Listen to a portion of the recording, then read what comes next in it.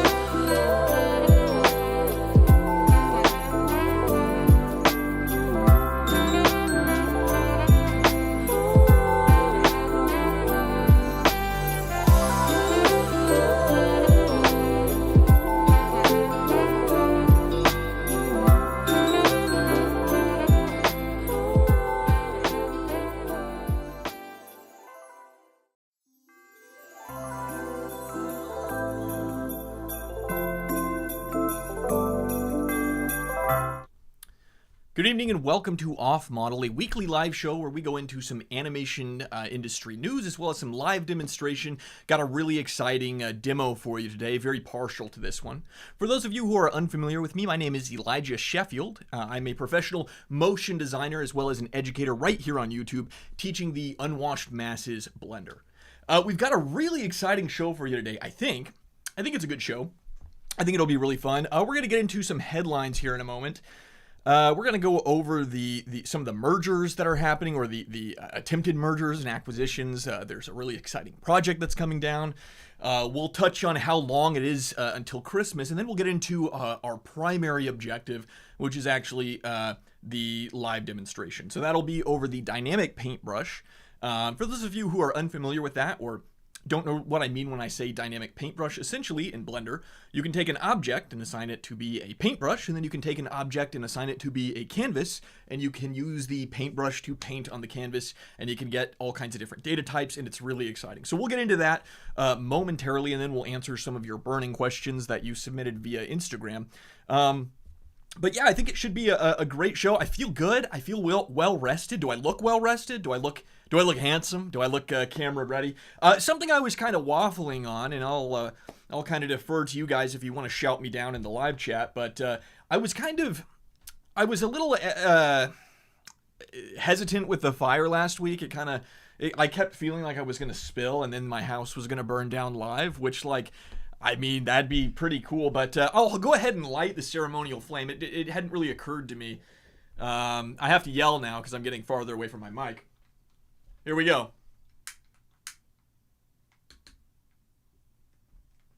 There we go. Okay. It'll build in flame. I'll move my water out of the way. We just want to get those nice winter cozy vibes going. But yeah, I think this will be a fun show. I want to remind you before we really get into it, before we get to... Already I can feel the heat. I can feel the heat on my neck right out of the gate. But before we get into it, I want to remind you to like this video. It's the thumbs up button. It's not that hard to click. Please go ahead and hit like on this. What are you doing? You're sitting there. There's nothing better to do. Go ahead and hit like. Subscribe to the channel if you're not already subscribed. If you're watching after the fact, be sure to subscribe and turn on notifications so you can always come back and you can watch this live next week if you're watching in the future. And if you're so inclined to please comment something, it helps the algorithm know that this is a successful production and that YouTube likes this and should promote it to other people. So please comment something. And again, if you're so inclined, if you have the inkling, you could share this with somebody. Share this with a friend. Share this with a coworker, somebody who needs to hear this, who needs to be kind of baptized into the Sweet Boy cult. We really want to get the word out there. I'll get into this a little bit more, but I want the show to grow. I think it's a cool resource. This is kind of in lieu of the tutorials that I've been doing, and just generally, I think it's a good. It's good for the culture and kind of the temperature of maybe the Blender space, and I would love to grow this a little bit more into something else. And if you're so inclined, check out, if you would, members only right here on YouTube. It's $10 a month. You get access to exclusive project files. You get access to exclusive live streams. We're actually doing one next week where I'm going to be interviewing one of the world's best client whisperers. That's what we call him. He's a client whisperer. He really knows his way around professional clients in the freelance world, and so we'll be talking with him and getting some of the inside baseball there. Phenomenal communicator. So be sure to check out members only. You'll also get access to the Fort and online community. We're in there pretty much every day, cutting it up, asking questions, helping each other, working with each other. We've got a live art contest up right now, and you'll actually see the results of that art contest in the coming weeks. You'll see that kind of come out right here on Off Model, so that should be really fun and exciting. So if you want to check that out, once again, that's $10 a month. It's right here on YouTube. You can find the little button right next to the subscribe button. Check that out if you're interested. So we're going to get into some of our news. Now, really, it's kind of been an interesting news week. Truthfully, we had a couple of excuse me. I'm just gonna warn you. I'm gonna be burping a little bit throughout this stream.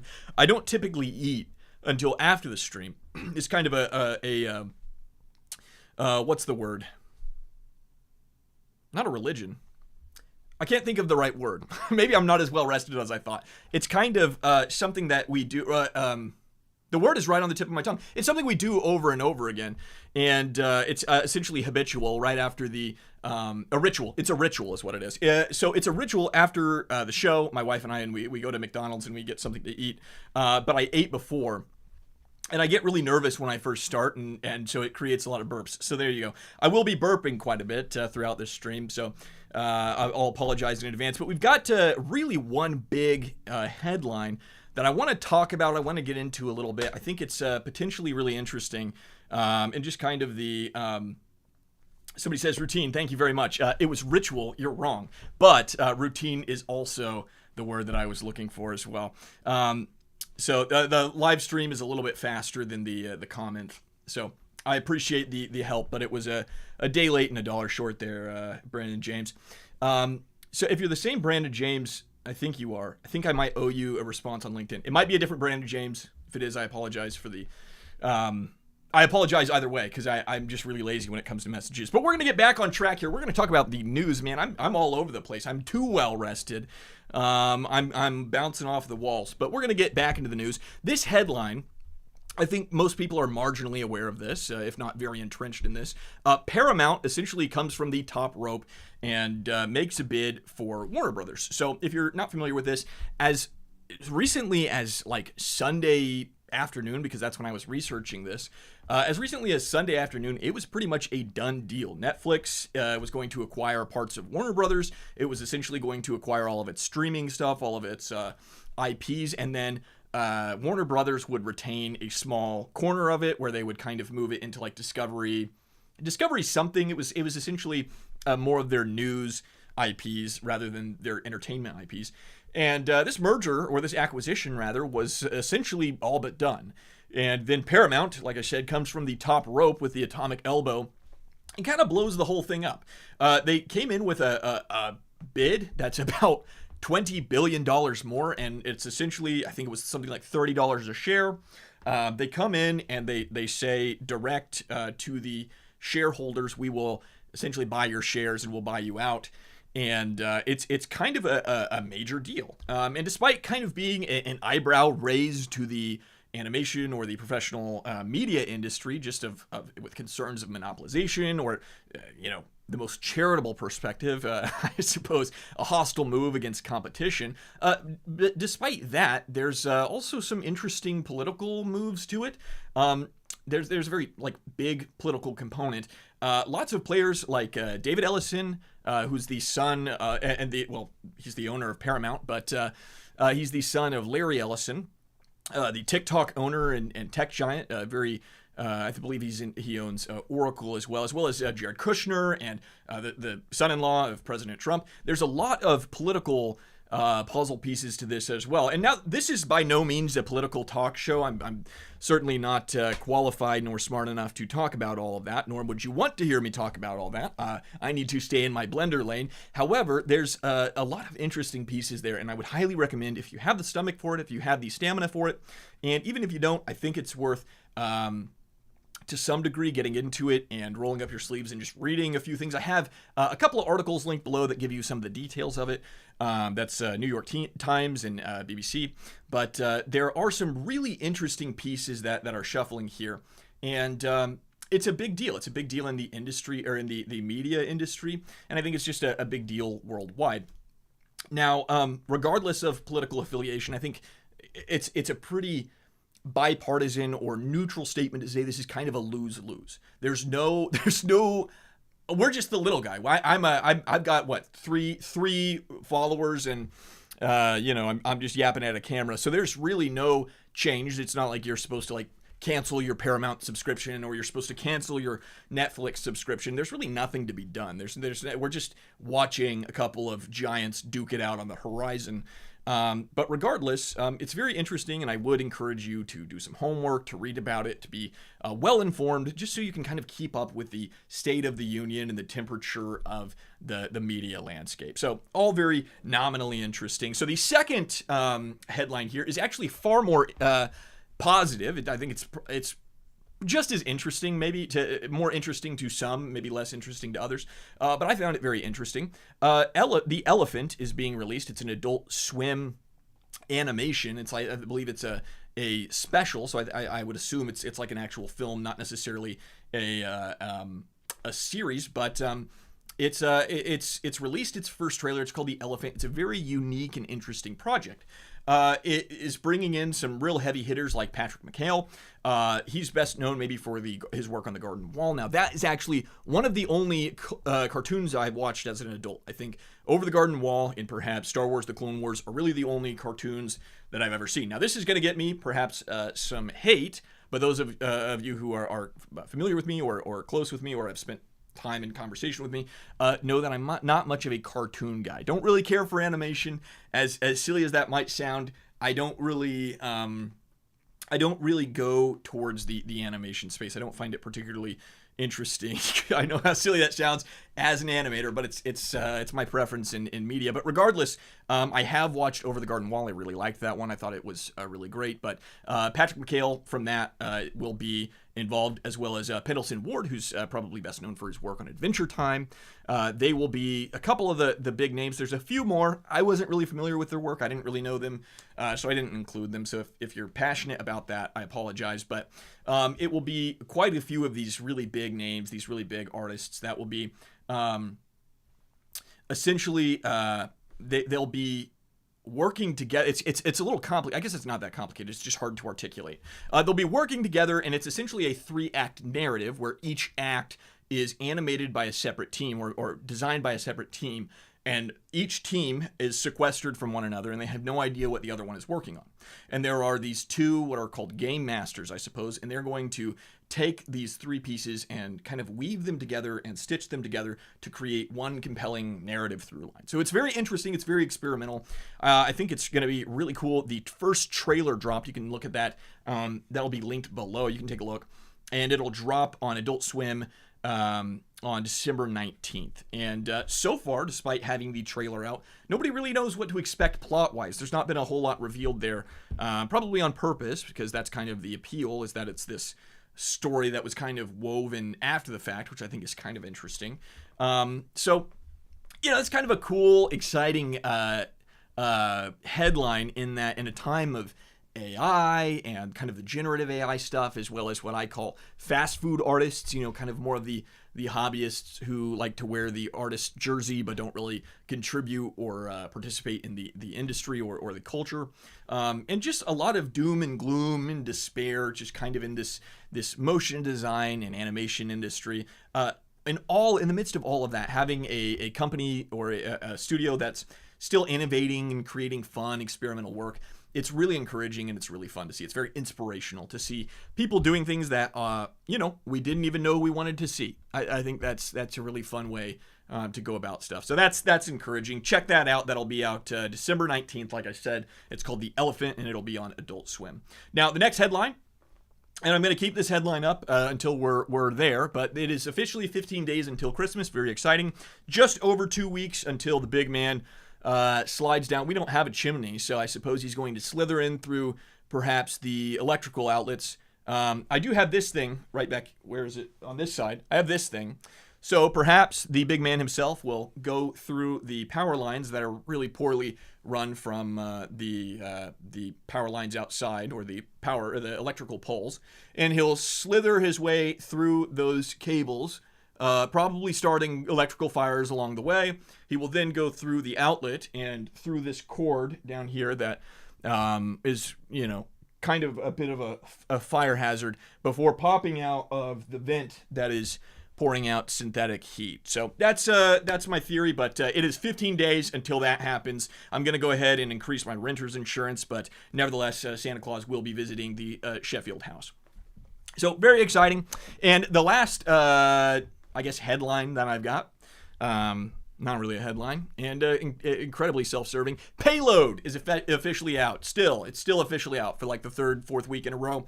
It is officially out. You can use code off model, I believe it is, for 15% at checkout. That'll get you 15% off of Payload, the material management asset add-on that I created. Material asset management add-on. There we go.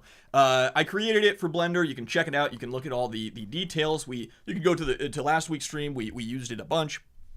It's a very helpful tool for that. I'm promoting it for 2 reasons. One, I think it's a very helpful tool. I think that for a lot of people who work with big projects or are kind of new to the 3D game, having a visualizer in a panel as well as a way to organize them and keep things straight, and some of the like quick turnarounds like the box triplanar switch, that kind of stuff is very, very helpful. I think that kind of stuff is worth the squeeze for sure. But then the second component of this, the second reason that I'm selling this, is for money. It's for money. The more money that I make off of stuff like this, off of products, off of members only, stuff like that, the more I can focus on creating these shows, this kind of content, and bring it to you for free. I have to earn money somewhere.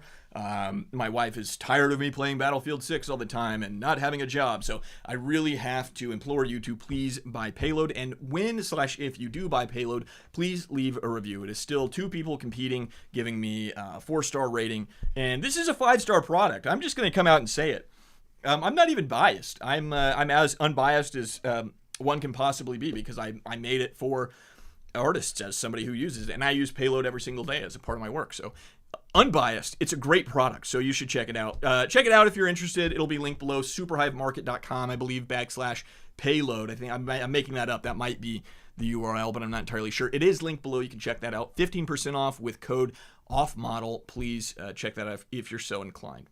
All right, we're going to move on now away from all these headlines and these self-promotions, and we're going to move on to today's demo.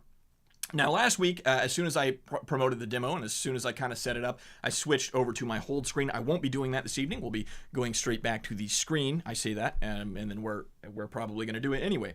But we're going to go over the dynamic paintbrush. It's kind of a slept-on tool. I think that a lot of people might be marginally aware of it, or it kind of lives on the outskirts, but they don't really use it in their day-to-day. It's not really something they keep, first string up in their roster of quick select tools. But it is really cool. It's very powerful and very versatile, and has a lot of great use cases. So we're going to take a look at that. We're going to see how it might make our workflows a little bit better, and show you a couple of the tools that it's capable of. I feel like it's covered almost like to a very large degree. I think people use it to show like snowballs rolling or a footprint stepping in the mud, but it has a lot of really cool data parameters and a bunch of different cool things we can do with it, data sets. So I'm going to show you some of those. We're going to see how it might work into your workflow, into your pipeline, how it might be useful to you. But really, and this is something I want to say, this fire, it is so hot. I'm starting to sweat. I'm going to put it out. Okay, no more fire. This is what I wanted to say to you, though, about the tutorial just in general. And I've said this before in my other tutorials and some of my other work. I'm not really teaching procedures. I'm not really showing you click this and then click this and then click that, which I am to some capacity, I suppose, because this is a tutorial. But really, it's a Trojan horse to actually share my real message, my real evangelism, which is that there are specific ways that you should be thinking in 3D. And we'll actually cover this a little bit when we get into the Q&As, but there's certain ways you should be thinking in 3D, and there are professional ways to do things. There are very good workflows to go through in your brain to kind of keep yourself honest when it comes to just solving problems and trying to jump over hurdles. So when I'm teaching you these things, please keep in mind, this is not really a one-to-one, hit this button, then hit this button, then hit this button. It's a little bit more of, this is a tool, this is how you use the tool, and this is a process that could be used or warped for your own project. So keep that in mind. This is, again, a little bit less, grab your keyboard and follow along, kids. It's a little bit more like, check out what I'm doing, understand what I'm saying and what I'm trying to communicate to you, and then, draw your own conclusions from there. So we're going to get into it. We're going to take a look at Dynamic Paint. It has a plethora of parameters. It's not just for snow, which is what we're going to use it for. It's not just for snow. It has a lot of applications, but I will leave the application ideation up to you, the audience. So we're going to switch over to screen. We did it. Okay, I'm not on the hold menu. There we go. So let me move this so it's still pointed at my mouth, but it's out of my way. Okay, so as you can see here, we've got ourselves a, oops, I popped all the way down. Let me get my there we go. Needed my rundown just so I can, keep myself in check here. So we've got ourselves a little ski slope here, little ski man. He's made of wood. He's a little carved wood guy, and he's going to be skiing down this slope. So the first thing we need to do is actually animate him skiing down the slope, which is not actually part of Dynamic Paint at all, but it is something we're going to do together. So I'm going to go ahead and hit Shift-A. I'm going to grab myself a Bezier curve. I'll tab into edit mode. I can delete those because I don't really need them. And then I'm going to get my curve pen. Now, I do have the face snapping on, but truthfully, it's not going to matter until I draw them. So I'm just going to start right here. I'm going to kind of drag out a slalom type pattern. Maybe he goes here and then comes around. Now I can't see this. I have the hotkey bound to Command Alt F, and it shines through. But you can also go here and go down to where is it?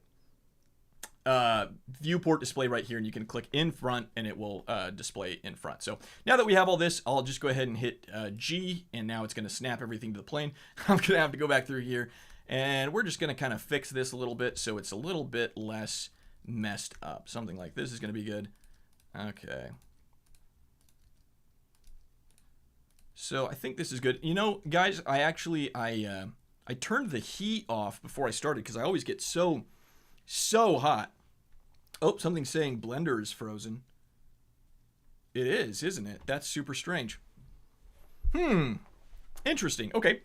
Let me try to fix that. It's always something, isn't it? Display capture. Bank. Did we update? We updated. Here we go. Okay, there we go. Screen share refresh. Thank you, Brandon James. Really appreciate it. That was the solve. So again, here is the actual screen. I'm not going to go back and redraw the whole thing, but this is essentially what I did. I used the pen tool and I drew out myself a little slalom here. I'm going to go in here and just kind of adjust the parameters.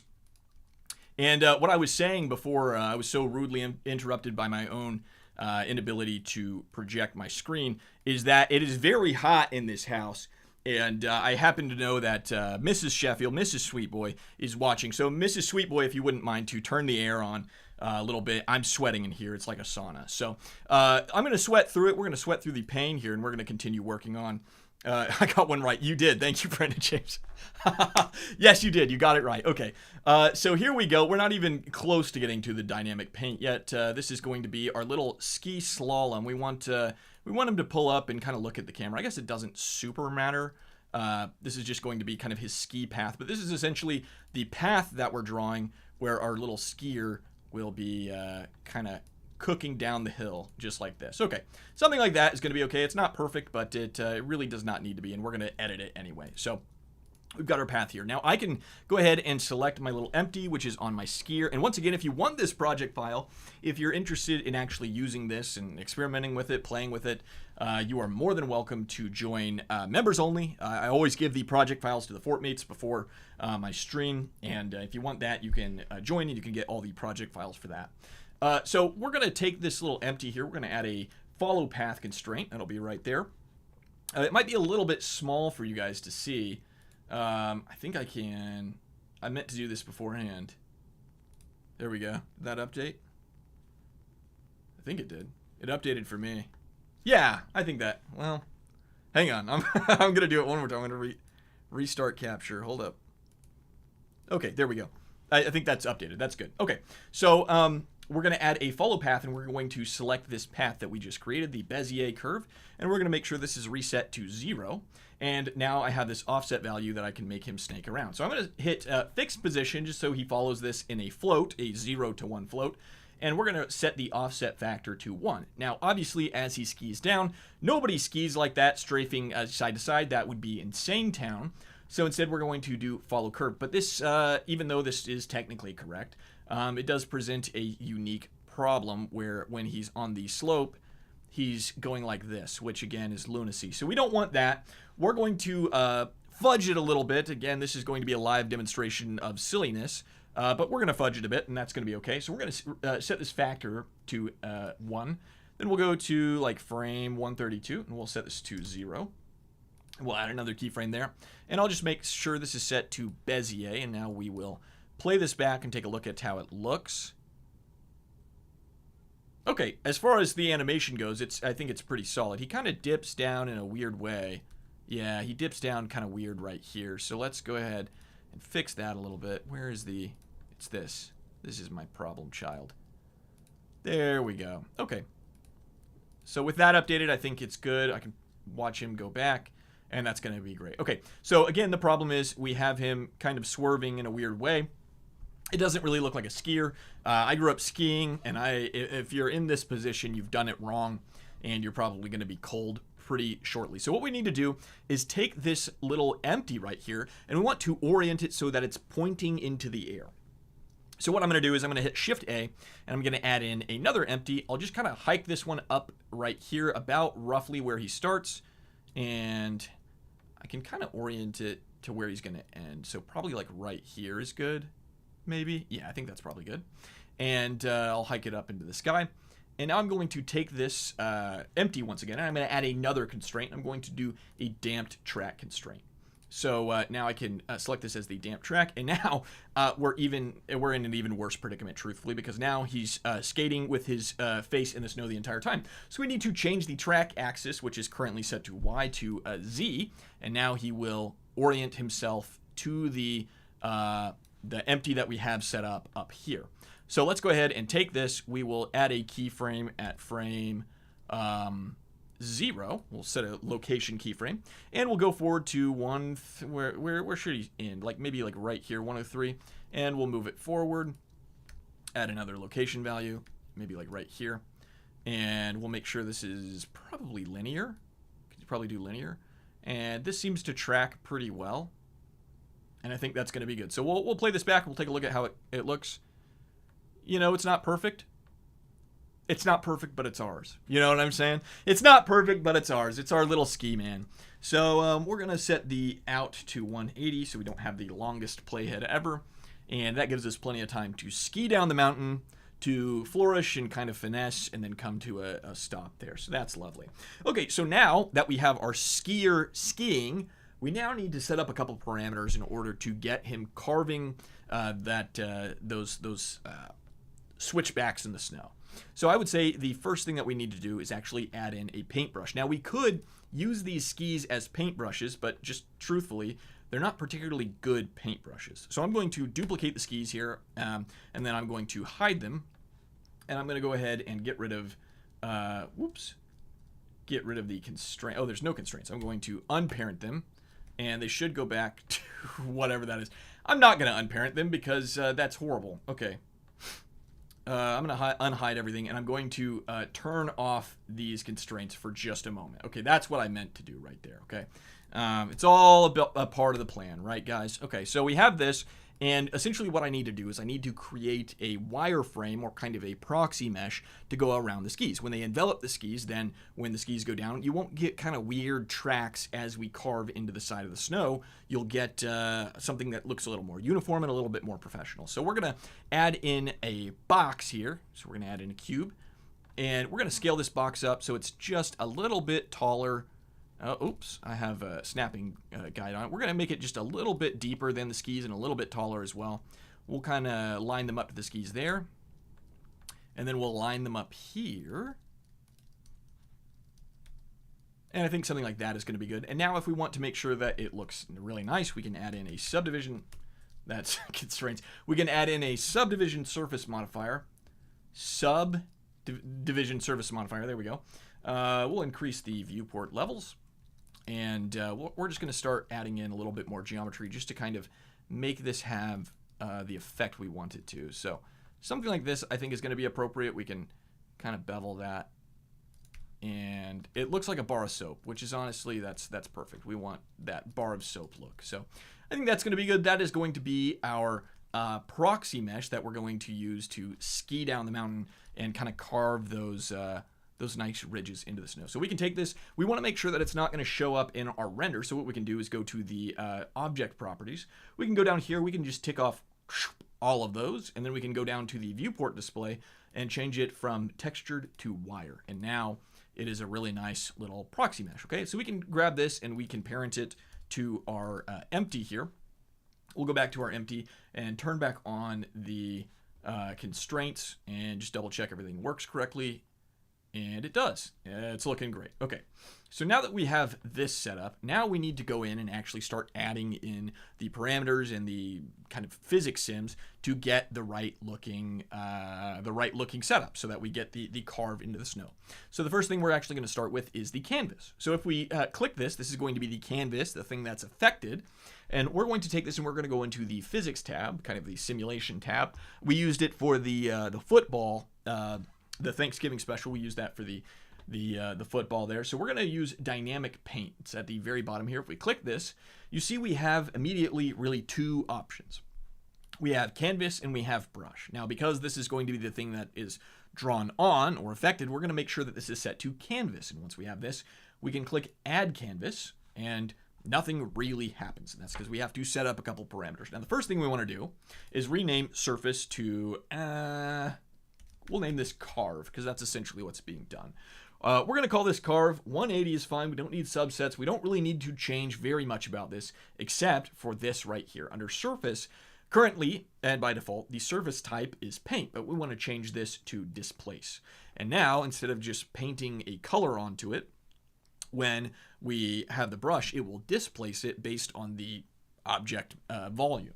So this is good. We can leave it as is, and I'll come back here and demonstrate what some of these parameters do in just a moment. But for now, we're going to select our proxy, and I can just rename this to proxy.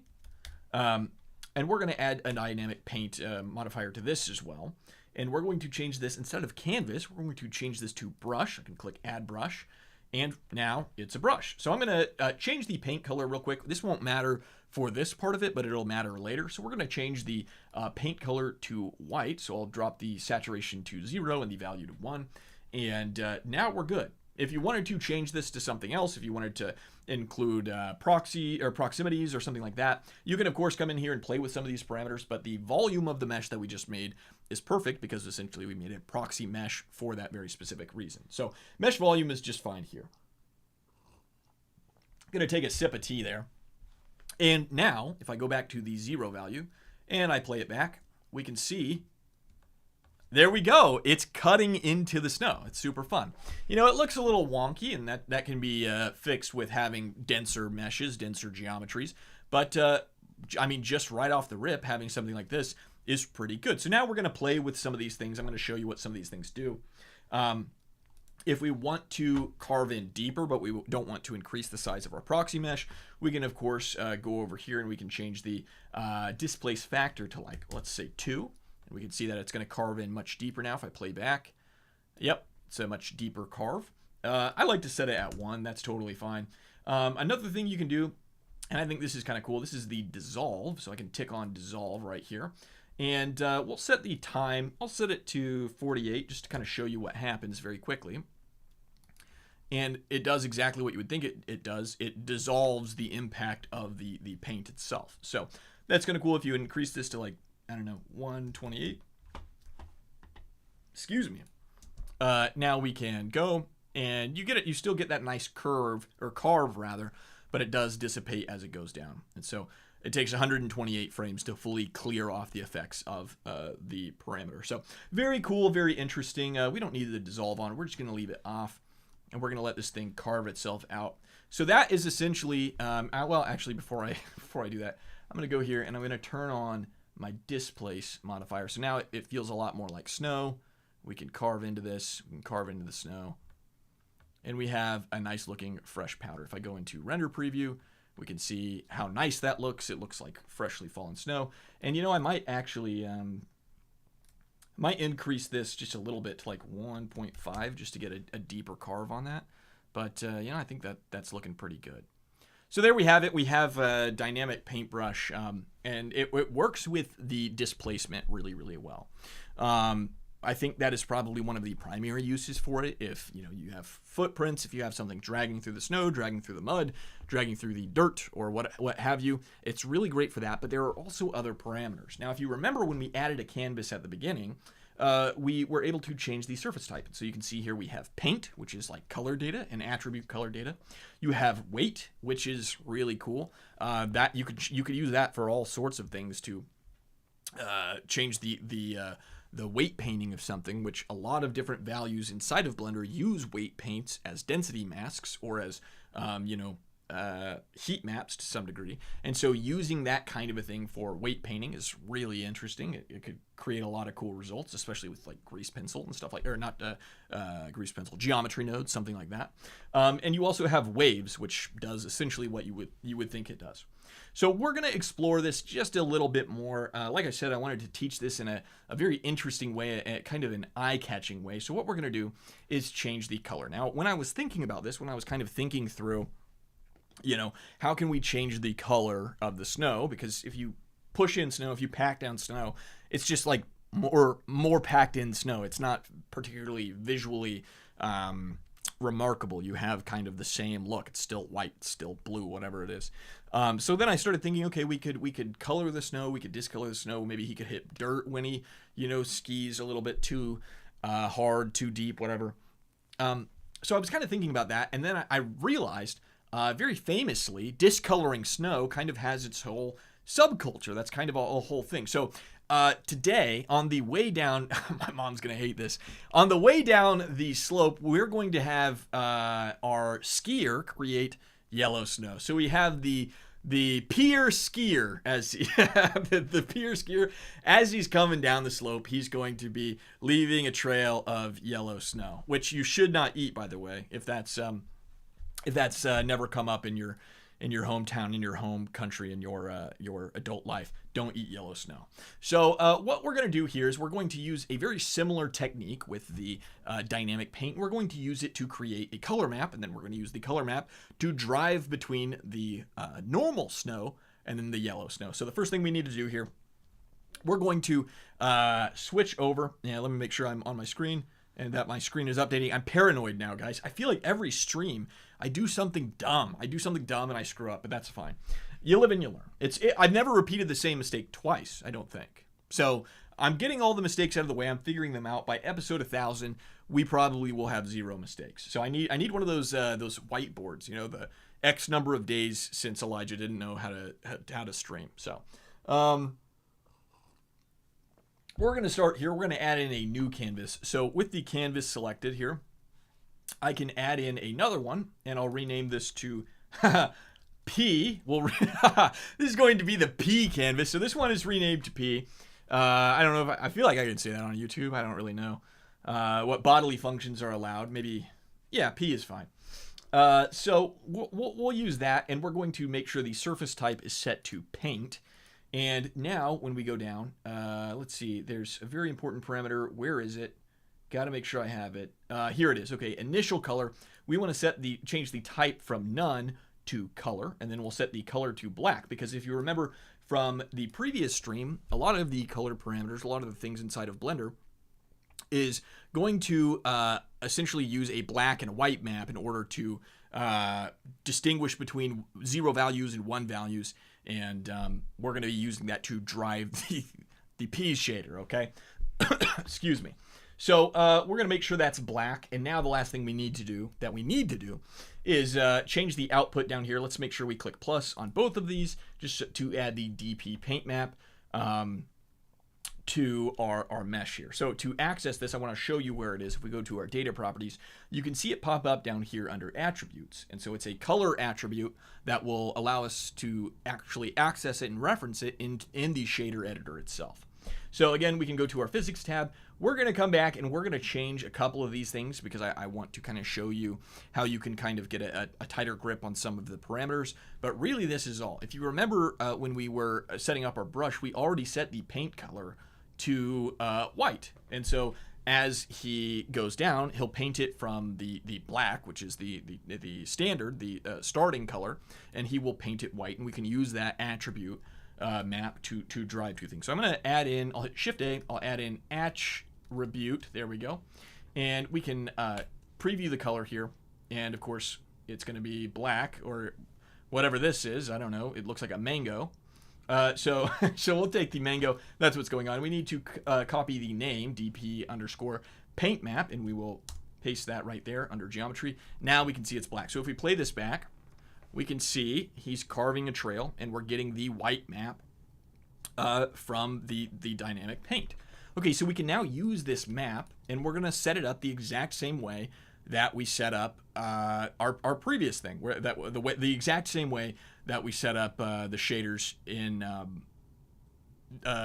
last week's stream. I couldn't remember when the stream was. I think it was last week, right? Where we did the shaders last week. So same idea, where we have the black map with the white map on it, and we're going to use that to drive between the 0 and the 1 value. So I'm going to add in a mix shader here, or a mix color node. That's what I need. And I'm going to set this down right here, and I'm going to plug the color attribute into the factor, and then I can preview this. And now we're mixing between gray and gray, which is not great. That's not what we want. But we can come in here and we can change the color, the A color, because it's going to be black. We can change the A color to the base color. And then we can change the B color to a nice yellow. A nice yellow. My mom is really going to hate this stream. I just know that. I just know she's going to hate it. But, you know, she's, I think she's in Houston right now. There's not a thing she can do about it. So, here we go. We've got the pier skier, and as he comes down, he leaves a trail of yellow snow, and it's pretty spectacular. So if we take this color output and we put it into the base color and we preview this back, and we take a look at it in render preview, we can see him leaving his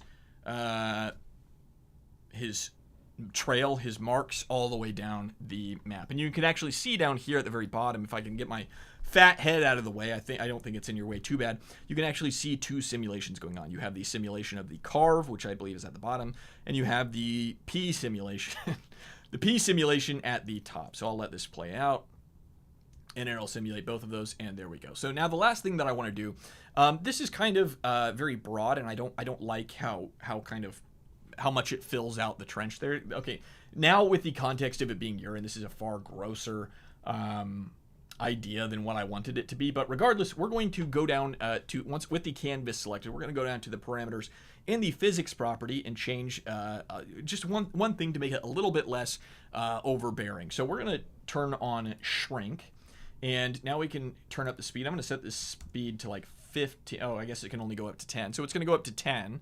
And then as we come down, see, that's too much. So I'm going to set this to like 2. Okay, we're going to set it to 2. We'll see what happens. There we go. Essentially, I'll put it in colored preview, or render preview so you can see it. It is starting the same width, and then it is kind of shrinking down into itself. So that's essentially what's happening. And there we have... there we have the pier skier. There we have a young man who is peeing himself down the mountain. So that's essentially dynamic paintbrush. That's really all there is to it. It's excuse me. It's really not that complicated, like a lot of things in Blender. Once you understand the basics of it, I got water in my mustache. That's just horrible. That's debilitating. Once you understand the basics of it, once you understand how it works, it's far more easy to use. There's a very low barrier to entry, but I feel like maybe perhaps a much higher barrier to mastery. So play with that, goof around with it, see what you can come up with. Let me know if you figure out cool things, cool new ways to use that. Post it on Instagram, tag me, sweetboy.motion. I'll take a look. But that's going to be about it for our demonstration. I'm going to answer a few questions here. I have a feeling a lot of people are not going to like my answers to these questions, but that's okay. This is my show. This is my show. These are my opinions. You ask me questions. You can't be mad when I answer your questions the way that I see them. So the first question comes from a young man on Instagram. I'm trying to pick up freelancing while balancing a 9-to-5. How do I go about doing this? And how do I make it steady enough to take the jump? Now, I actually had like 4 or 5 people ask some variant of this exact same question. So it's apparently a very pressing thing to a lot of people. And I'm not going to lie to you. You're probably not cut out for it. Okay, I'm just going to leave that there. You're probably not cut out for it. In order to maintain a high level of client services to your freelance clients, in order to maintain a very professional and well thought out business relationship there, in order to just have strategy, in order to have systems and practices, you're not able to have a 9-to-5. It takes a lot of time. So you could probably do a very poor job at freelance for a long sustainable time while working your 9 to 5, but your job's going to suffer, your personal life is going to suffer, and your freelance work is going to suffer. So I would say if you are trying to freelance, there's got to be a couple of concessions. You can't really have it all. It's one of those like pick 3 charts.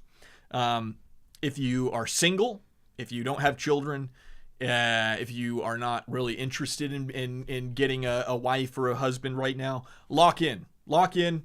Put it off if you want. If your goal is to be freelance, if your goal is to be the best animator in the world, the best motion designer in the world, put it off and lock in. Just lock all the way in. Embrace how painful it's going to be. Keep the 9 to 5 for your benefits, for the stability, and just run a side gig until you can't run the side gig and the 9 to 5, and then quit your 9 to 5.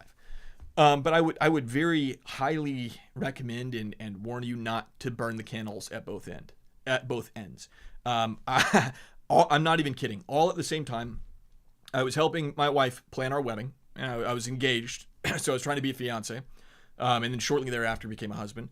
I had a 9 to 5, or I guess it was a 9 to 6. Yeah, I had a 9 to 6 job. I was doing freelance work for a couple different companies, rarely at the same time, but pretty steady freelance. And then I was also building my course with School of Motion, all at the same time. And I did all of them regrettably and forgettably. I think I picked up the slack on the School of Motion course because that's what I was most concerned about. But I wasn't as involved as I wanted to be in our wedding. I was a little bit more absent at the beginning of our marriage because I was so busy. The full-time job, I mean, it's a full-time job. Yeah, most corporate gigs, you work 8 hours a day, but you really only do things for 3 hours a day. So, I was doing that forgettably. There wasn't anything outstanding. I wasn't going out of my way necessarily to do anything crazy there. And then the freelance clients I was working with, I was just struggling to stay ahead to keep my head above water. So that's my own personal anecdote, but I have the work ethic of a Clydesdale, and I barely was able to do it. And I know myself, and I know my prioritizations. And even with being a bit eccentric and a little bit, we'll say unique for the sake of being kind, but even with my unique proclivities, I was barely able to keep it going. So I think anybody that tells you that you can do both and you gotta schedule your time down to the minute. No, don't do that. I would guarantee that people who are telling you to do that are probably not doing a very good job themselves. So if you want to be a freelancer, commit. Okay. Just to tell you another personal anecdote, I am scuba certified, okay? I got my scuba certification in the middle of Arkansas, not really known for much of its scoobing, I suppose. Not really known for its scoobing, but nevertheless, I got my certification there. And the most gut-wrenching, anxiety-inducing portion of the whole thing was the pool tests. So you would get into a big swimming pool, you would put on all your gear, you would get acclimated to kind of, the breather or whatever it's called, the apparatus. You would get used to the fins, you would get used to all the equipment, you would go through like the dive signals, everything. I would freak out. Like, I never got over it. I never got acclimated to it. But as soon as I got into the lake, it was a lake where I learned to be a scubist. It was a freezing cold lake, I believe, in December. As soon as I got into the lake, it was like, okay, it's live ammo. There's nowhere to go. I either figure this out or I die. And so from there, it was actually kind of fun. It was a breeze. And so very similarly, I think it's the same kind of thing of, if you have your safety net, you instinctually, you reflexively yank back, and you're like, I still have this cozy job. I still have this lifeline. So, you're like, I want to be comfortable. I still want to have a personal life, all that. But if you kind of jump into the lake, as it were, the proverbial lake, and just say, okay, I'm not going to be a freelancer, or I'm not going to be a 9 to 5 guy anymore. I'm going to be a freelancer. Now your back's against the wall, and you have to perform. Statistically, I don't know if you know this, very few. I had a mustache hair like stab me in my lip. That hurt. Statistically, if you quit your job and go freelance, going from a full-time job into a freelance typically does not result in you living in a tent under the overpass. So At least not within a week or a month. So something to keep in mind there. It's not as scary as you might think. My advice, again, to wrap up this massive rant is just stop doing it halfway. Stop doing a bad job at both things. Commit to one and do really good at that one thing. So, that's spoken as somebody who's balancing like 10 things right now. I'm quite an idealist and I almost never follow my own advice. So, you know what? Like I said, my talk show, whatever. Question number 2. Should I learn Blender or Cinema? I want to work in motion design, but I cannot decide which 3D is going to get me actual jobs. So I would say this. Again, you might not like this. A lot of people might not like this. If you are a good, competent artist and you are capable of critical thought and you are a hard worker and you have a great portfolio, the tool you use doesn't matter. If there are studios that turn you down because you don't know how to use Cinema 4D, if you can't like bootstrap yourself into Cinema 4D within 2 weeks, you're probably not as good of an artist as you think. And I'm just saying that. And of course, it's different for everybody. There's outliers. There's people who just really struggle with like UI and hotkeys and stuff like that. But if you understand the fundamental principles of 3D, of animation, of design, of modeling, you can probably scramble into any other DCC and be fine if you're a competent artist. So that's kind of from the outset. If studios are turning you down because you're not using the right software, that might be the polite thing they're telling you, especially if you're like, well, I can learn cinema. And then if they're still like, yeah, I think we're good, they're probably being polite. Now, if it is something where they're like, we have a cinema pipeline or we use Maya, or I've worked with a company lately that has a Blender pipeline. And if they say that and like, hey, we have this whole big pipeline, if you can't be integrated into it, we probably need to pass on you. You should at some degree be able to scramble or bootstrap yourself into that. So that's kind of the first thing. And I know that's not really what you're asking, but I think that's worth mentioning, that's really important. But as far as Blender versus Cinema, I taught the Cinema to Blender course for School of Motion, so I'm pretty passionate and a little bit knowledgeable about this topic of like, what the strengths and weaknesses are. I've spent time in Cinema, I've spent time in Maya. Both have strengths, both have big weaknesses, and I think that it's up to you to kind of determine what you really want to do. Do you want to be like me? Do you want to do character work, stylized work, lots of modeling, lots of character animation type stuff? I think Blender might be for you. That's kind of what it's really built for, and that's what it has a lot of its tools oriented to. Do you want it to be more of like a motion designer with kind of the sexy simulations, the cloners and the text animation, all that kind of stuff? You might like Cinema more. That might resonate with you a little bit more. If you're done talking to women for the rest of your life, if you're good on friends, you think I'll never need another friend in my life. In fact, I'm okay if I lose a few. Houdini might really be for you. You might love Houdini. That might be the answer for your quandary. But there's really just not a right answer to this question, because each can do pretty much anything. It just depends on the winding path to get there. So I will say that Blender has a much stronger kind of character design, stylized community. They have a really big community that focuses on that. I think Cinema 4D has a much stronger MoGraph and kind of motion design sensibility community. And I think that it's more oriented to that. So if you're just starting out and you're trying to decide between the two packages of like what's going to get you where you want to go, the simple answer is they'll both get you there. But I think if you were to do a little bit more drilling, you got to figure out what kind of work you want to do, and then you got to look at what the community is doing for each one of these, and then you're going to have to pick between the two. Or you learn them both and you just become a jack of all trades. I think that could work too. Okay, and the final question. I included this one because it made me laugh. I thought it was funny. They asked me, will I be taking an apprentice? And I think they would like to apply. The short answer is no. I'm not a wizard. I mean, what are you gonna like kind of skulk around my tower all day? I step out to go get my McDonald's and you put on a hat and you start making my mop stance? No, you're not gonna be my apprentice. That's ridiculous. But not only that, but I don't like to be shackled. I don't like. There's a reason I'm a freelancer. I'm a terrible employee. I'm a terrible employer. I like to be in my cave. I like to be alone. I like to work really hard for like 5 hours straight and not come up for air and then all of a sudden want to play Battlefield. That's what I like. That's kind of That's kind of what I am. I'm an evil genius is essentially what I am, and I can't have you crimping my style by waiting by the levers, waiting for me to tell you to pull one. That's not going to happen. But if you do want some kind of mentorship, here we go. We're going to move this into an ad briefly. If you do want some mentorship, if you do want a community of people to kind of help build you up and help you, that's where something like Members Only could be really helpful to you. We have quite a few really talented professional artists in there. They're kind of the big boys. We actually have some professional artists who are just in there as pals, as laymen. And so if you want to join up and kind of join a jury of your peers and learn from those people and kind of be enfolded in some real talent, I think Members Only could be a good option for you. But I will say this, I really do like the idea of kind of building somebody up and kind of giving them a megaphone.